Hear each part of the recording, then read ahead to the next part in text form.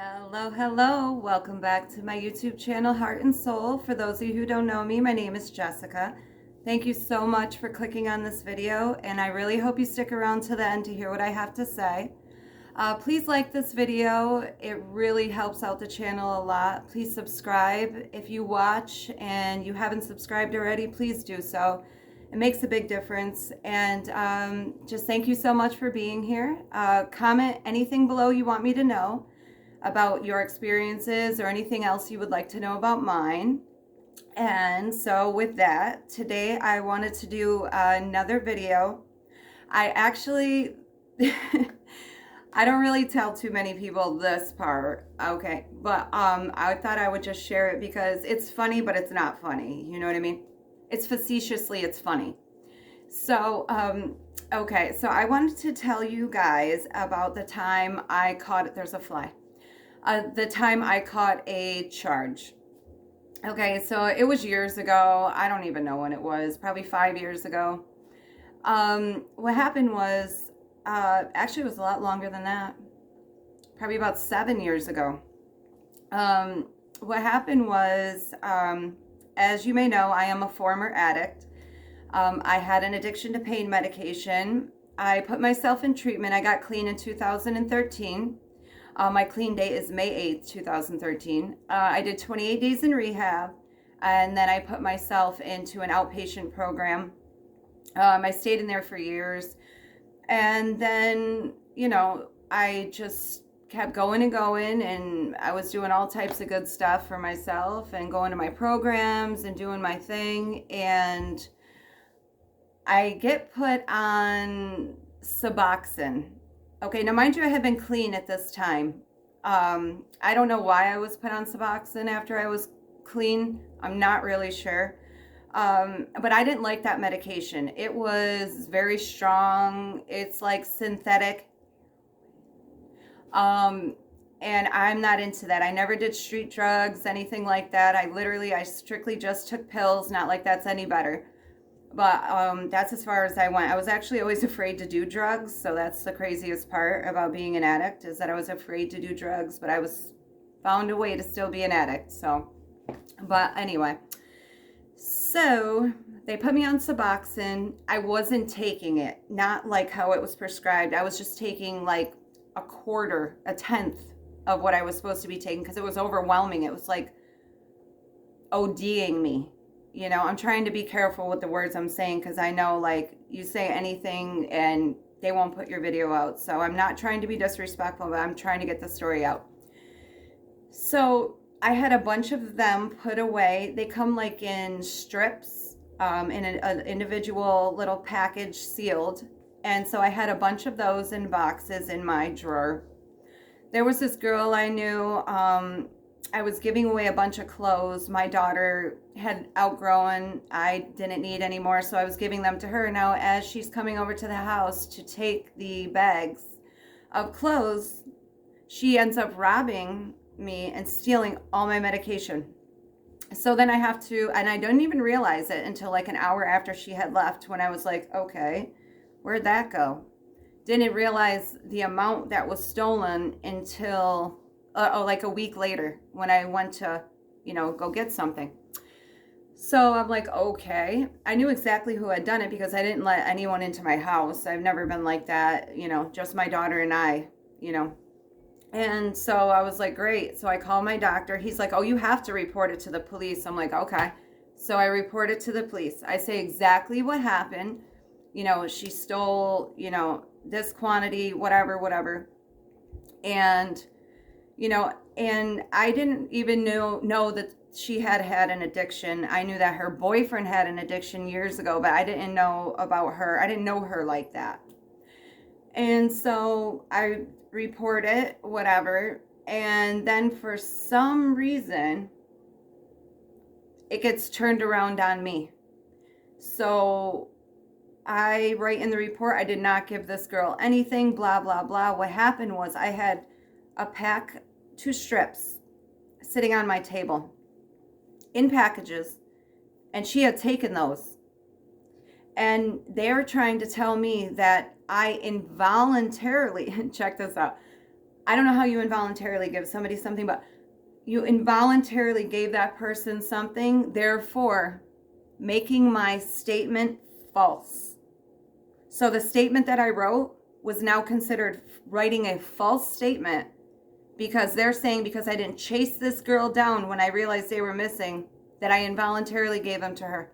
I mean, I know you guys are like, yeah, right. Well, come to find out, the reason why they were able to do this, get away with this or whatever, is that this girl worked for them basically. And so of course they're gonna, she's giving them info on people and snitching and turning people in and just creating all types of problems for people. So someone has to pay for that crime. So look at me. I've never been in trouble a day in my life, even through my drug days. Never been in trouble, not one day. So I was pretty pissed. So I end up having to go to court, right? So they charge me, they arrest me after like a couple weeks. They arrest me saying my statement is true. The cops even tried to set me up with this girl to catch me lying about these scripts. It was crazy. Well, they never caught me because I wasn't lying about it. This girl was lying. So anyway, I go to court, right? Never being in trouble a day.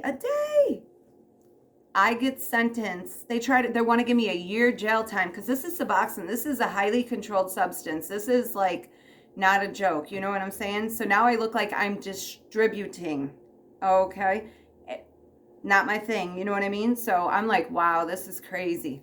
This is crazy. And I was so mad. So anyway, I get sentenced to 3 years probation. 3 years probation. I was so furious. I could not believe it. On my mom's birthday, sentenced too. I'm like, well, hell, at least I didn't have to do jail time, but this is crazy. It makes you wish that you did it. Not that I go around committing crimes, but man, I'm getting charged for it. And I didn't even do it. And I'm legit telling that this girl robbed me. She robbed me blind. They weren't even trying to hear that. This girl worked for them. They were taking her word. Didn't matter. They knew she was lying. Anyway, karma is a B, came back around. This girl ends up getting set up by the cops in a totally different county and still is walking around. So you tell me, I don't know, but it was messed up. But for a long time, I was really mad about it for like the first year and a half. I'm like, I don't know why I gotta come here. Why is this happening? This is ridiculous. I'm clean. I've been doing my thing. I haven't been causing problems. I haven't been nothing. I've been on the straight and narrow. Now I'm getting charged with this. I was really mad. But then, in the meantime, a year and a half into that, I ended up going back to school to become a drug and alcohol counselor. That made me look at things differently. And I was like, see me, I'm the type of person, I believe that our lives are written out for us before we're even born. And so I'm meant to go through all this stuff. Everything we go through, we're meant to go through for some reason. It doesn't matter if you understand it. You may never understand it. But we go through it because we're meant to go through it. Like I said, our lives are already written out for us. So every day you're just following what's written for you. And that's how I think of things. So I never question what if. It's because I'm supposed to go through it. And I just looked at like stuff like that my whole entire life, and maybe that's why I do so well with certain things, coping in a sense, because I can put it into perspective, because that's the way it's supposed to be. You can't live with shoulda, woulda, couldas, regrets, none of that. So just whatever you're given, just do it justice, do it, just put everything you got into it, because it's for you, it's meant to be that way. And so I just was like, I'm a little bit off track right now because I was just so into what I was saying. I'm so sorry. But you know what I'm saying, though? It's like, just don't question it. And I don't know. I was like, you know what? Now that I've been through school, I was supposed to go through this probation. So now I know exactly how it works. So when I'm talking to my clients, I know exactly how probation works. I didn't just read about it. I've been through it. So I know how it is. I know how frustrating it is and how trying it can be. They test you. Some of those officers test you. They want you to fail, and some really want you to succeed. And, you know, in that situation, you get what you give, you know, and if you put 100% into it, you're coming out of it on top. But if you don't, expect to never, ever get off probation or parole or whatever. So I just really wanted to share that, but I was just like, you know what, I'm going to do this proud, and I'm going to take this sentence proudly.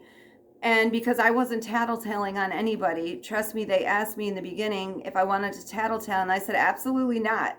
I'm going to take this sentence and just do it 3 years. I'm going to do my 3 years. So that was ridiculous. And I did get a really, really bad public defender who didn't defend me at all. So basically it was like, whatever.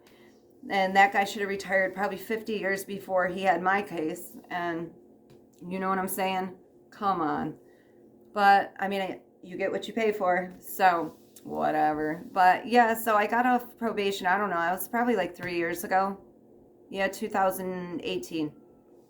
So that, like I say, I've never had a run-in with the law, so I never have to worry about stuff like that, but come on. So I feel like I was like falsely arrested. That was crazy. And then doing 3 years and never being in trouble. My God, could you imagine if I did something before that? My God. But anyway, if you're on probation, God bless you. I feel you. Or parole. Oh my goodness, it is trying. But yo, just do your time. Get on the right track so you don't have to deal with this government stuff anymore. Somebody controlling you, telling you what to do, you know, giving urine, you know, taking breathalyzers every time you come in to see if you're using. Like, it's annoying. And they'll knock on your door, okay? I will do a video on this. It is hilarious. So I cannot believe how they come to your door. You see that fly? That's so annoying. And it's like 35 degrees. Can you tell? It's literally maybe 40, 35 degrees. Maybe it feels like that in New York, upstate New York. Freezing. So I'm going to do a video on how probation comes to your door. It is out of control. I couldn't believe it. I'm like, so stay tuned for that video. I really appreciate you guys. Thank you so much for watching. If you stuck around to the end, thank you so much. I appreciate you guys listening to me. Please like this video. It only takes 2 seconds and it helps my channel tremendously. Please subscribe to Heart and Soul if you haven't done so already. Please like this. Please share it. And comment anything below you want me to know about your experience or, you know, like I said, questions you may have for me. So thank you so much for watching. I appreciate you. Be kind, be safe. Don't be judgy, for we are no one to judge anybody else. Just be understanding, and you never know what someone else is going through. So it's easier to be kind than it is to be mean. So I thank you. Be safe. I hope you have a wonderful week, and I will see you soon. Bye.